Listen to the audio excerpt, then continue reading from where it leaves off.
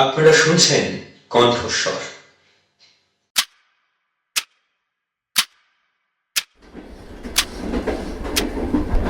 আজ আপনারা শুনছেন কণ্ঠস্বরের প্রযোজনায় শরদিন্দু বন্দ্যোপাধ্যায়ের ধীরেনবাবুর বিবাহ গল্প অবলম্বনে সময় চক্র।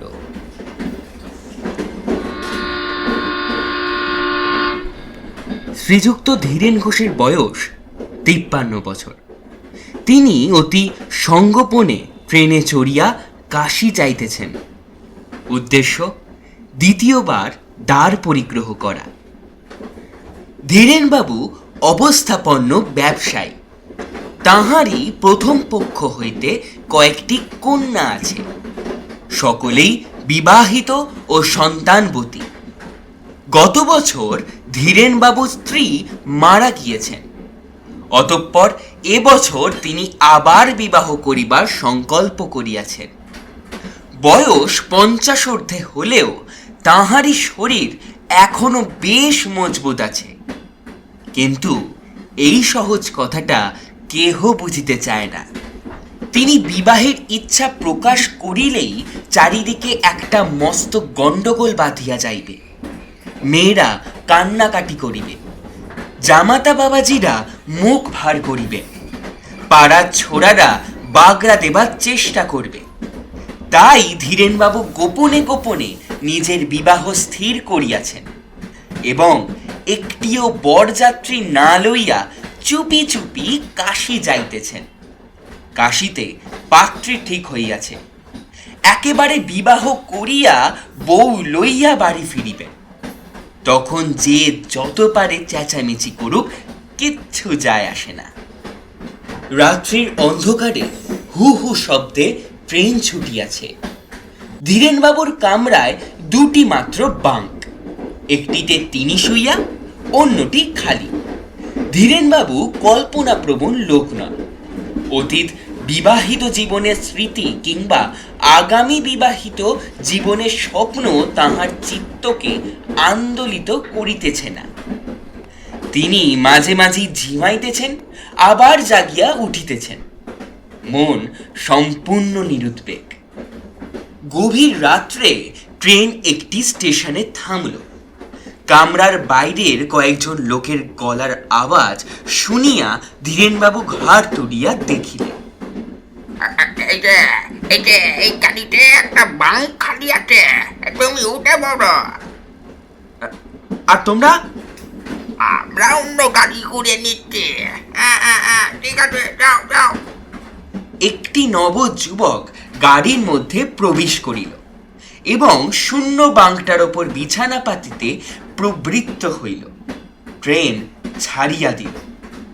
ধীরেনবাবু মিটি মিটি চক্ষে চাহিয়া দেখিতে লাগিলেন। ছোকরা নিশ্চয়ই বিবাহ করিতে যাইতেছে। কোঁচানো ধুতি, সিল্কের পাঞ্জাবি, বয়স আন্দাজ 22-23। হ্যাঁ, চেহারা মন্দ নয়। বিছানা পাতা শেষ হইলে যুবক বিছানায় বসিয়া তরিবৎ করিয়া একটি সিগারেট ধরাইল। নিরুৎসুক চক্ষে তাহাকে দেখিতে দেখিতে ধীরেনবাবুর মনে হইল যুবককে তিনি পূর্বে কোথাও দেখিয়াছেন। সম্প্রতি নয়, অনেক দিন আগে। কবে কোথায় দেখিয়াছেন মনে করিতে পারিলেন না, কিন্তু তাহার বসিবার ভঙ্গি, অঙ্গ সঞ্চালন সবই যেন চেনা চেনা লাগে। ধীরেনবাবু হঠাৎ জিজ্ঞাসা করিলেন, কত যাওয়া হচ্ছে? যুবক চমকাইয়া তাকালো। এতক্ষণ সে ধীরেনবাবুকে ভালো করে লক্ষ্যই করে নাই। এখন দেখিল একটা চিমসে গোছের বুড়ো শুইয়া আছে। সে তাচ্ছিল্যের ভরে বলিল, গয়া। বিয়ে করতে যাচ্ছেন? হ্যাঁ। ধীরেনবাবু পাশ ফিরিয়া শুইলেন এবং ঘুমাইবার চেষ্টা করিলেন। ঘুম কিন্তু সহিসা আসিল না। কে এই ছোকরা? কোথায় তাকে দেখিয়াছেন? আর একটা অদ্ভুত যোগাযোগ। আজ হইতে 30 বছর পূর্বে ধীরেনবাবুও গয়ায় বিবাহ করিতে গিয়েছিলেন। এমনই রাত্রির ট্রেনে চড়িয়া তাহার প্রথম শ্বশুরবাড়ি ছিল গয়ায়। আশ্চর্য! নানা অসংলগ্ন কথা চিন্তা করিতে করিতে ধীরেনবাবু শেষে তন্দ্রাচ্ছন্ন হইয়া পড়িলেন। কিন্তু মনের মধ্যে একটা অস্বস্তি খচখচ করতে লাগিল। প্রত্যুষে ধীরেনবাবুর ঘুম ভাঙিল। তিনি ঘাড় ফিরিয়া দেখিলেন যুবক নিজের বাঙ্কে নিদ্রা যাইতেছে। তিনি উঠিয়া বসিয়া এক দৃষ্টে যুবকের পানে চাহিয়া রহিলেন।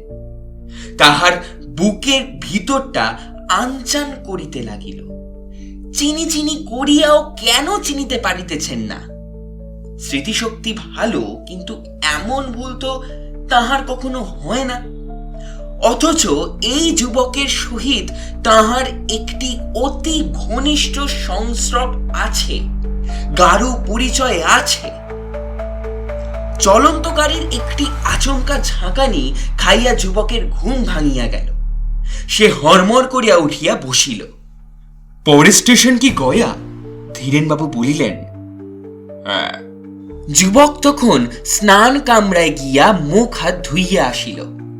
ক্ষিপ্র হস্তে বিছানা গুটাইয়া বাঁধিয়া ফেলিল। ধীরেনবাবু দেখিতে লাগিলেন। তাহার অন্তর অজ্ঞাত সংশয়ে তোলপাড় করিতে লাগিল। এমন অস্থিরতা ও উদ্বেগ তিনি জীবনেও কখনো ভোগ করে নাই। অথচ কেন যে এই উদ্বেগ, তাহাও তিনি বুঝিতে পারিতেছেন না। কেবল একটি মানুষকে চিনিতে না পারার জন্য এতখানি ব্যাকুলতা কি সম্ভব? গাড়ির গতি মন্থর হইল। গয়া আসিয়া পড়িয়াছে। যুবক সিগারেট ধরিয়া প্রশ্ন করিল, আপনি কোথায় যাবেন? ধীরেনবাবু ক্ষীণ কণ্ঠে বলিলেন, কাশী। যুবক তাহার প্রতি এমন একটি দৃষ্টিপাত করিল যাহার অর্থ কাশী যাবার বয়স হয়েছে বটে।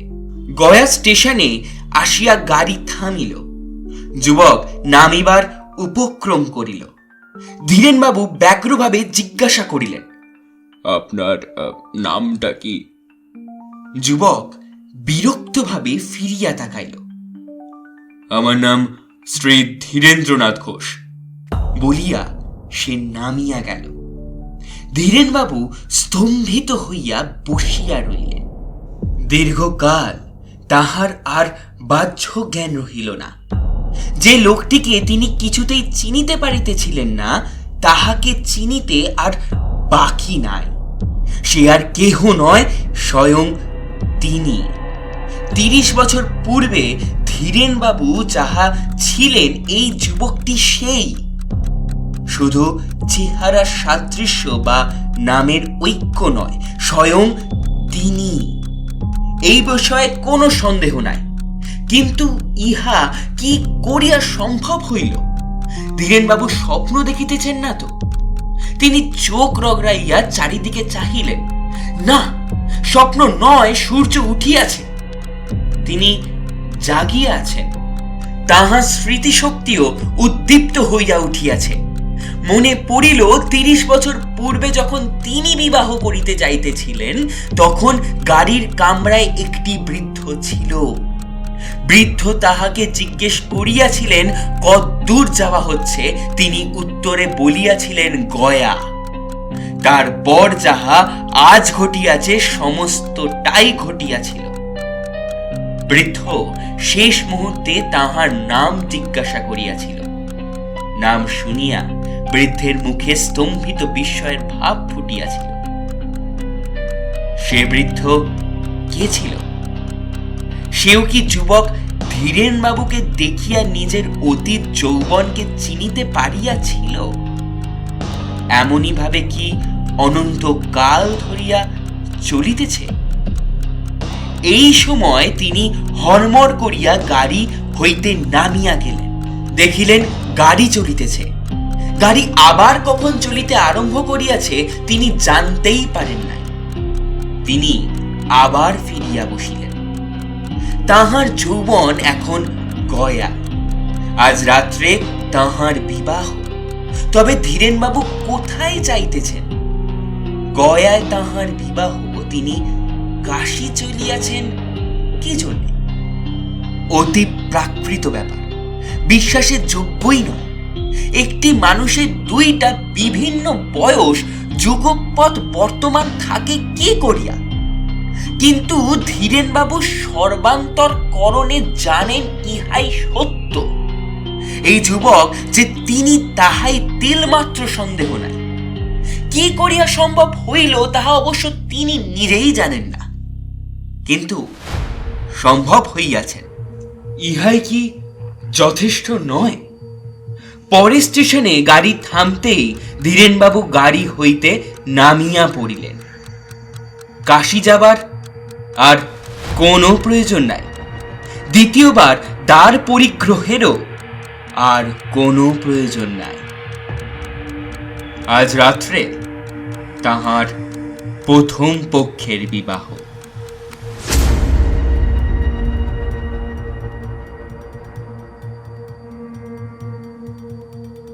আজ আপনারা শুনলেন শরদিন্দু বন্দ্যোপাধ্যায়ের ধীরেনবাবুর বিবাহ গল্প অবলম্বনে সময়চক্র। বয়স্ক ধীরেনবাবু ও তরুণ ধীরেনবাবুর কণ্ঠে Soham. Poster designing Shubham. Chorus এবং গল্প পাঠে সোহম এবং সম্পূর্ণ পর্ব পরিচালনায় সপ্তমিতা। প্রযোজনায় কণ্ঠস্বর। ভালো লাগলে অবশ্যই লাইক, শেয়ার এবং সাবস্ক্রাইব করবেন। কমেন্ট করতে ভুলবেন না।